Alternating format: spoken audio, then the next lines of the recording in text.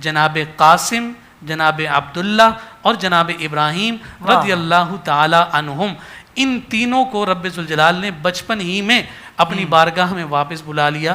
حضور علیہ السلام کی اولاد نرینہ بچپن ہی میں کیوں پردہ کر گئی، کیوں وصال کر گئی، یہ ایک طویل بحث ہے، بہت ساری وجوہات، بہت سارے اسباب ذکر کیے گئے، لیکن اس میں سے ایک سبب جو بطور خاص حضور علیہ السلام کی ختم نبوت کے حوالے سے ذکر کیا جاتا ہے کہ ہم اگر سابقہ تاریخ میں دیکھیں تو بہت سارے نبی ایسے نظر آتے ہیں کہ جن کی اولادوں کو نبوت اور رسالت دی گئی، جیسا کہ ہم سب کے سامنے جناب ابراہیم خلیل اللہ، ان کے شہزادے اسماعیل کو بھی ملی، دوسری سمت جناب اسحاق کو بھی ملی، پھر جناب اسحاق کے شہزادے جناب یعقوب کو، پھر جناب یعقوب کے شہزادے جناب یوسف کو۔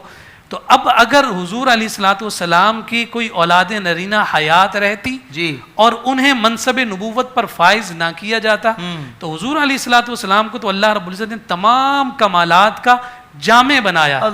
تو اب اس اعتبار سے جو کمال ہے اس میں کمی نظر آ رہی ہوتی کہ اوروں کے بیٹوں کو تو نبوت ملی لیکن امام الانبیاء کے صاحبزادوں کو نبوت کیوں نہ ملی؟ فرمایا اس لیے بچپن ہی میں محفوظ کر لیے گئے کہ حضور علیہ السلام نہ صرف امام الانبیاء ہیں بلکہ حضور علیہ السلام تاجدار ختم نبوت بھی ہیں، اور ختم نبوت کے اس تاج کے ساتھ حضور علیہ السلام کی ظاہری زندگی کے ذریعے سے یہ اعلان اور ان قرینوں کے ذریعے سے اس بات کا ثبوت دیا جا رہا ہے کہ ہاں حضور علیہ السلام ہی آخری نبی ہیں، آقائے کائنات صلی اللہ علیہ وسلم کے بعد قیامت تک کوئی نبی اور رسول دنیا میں آنے والا نہیں۔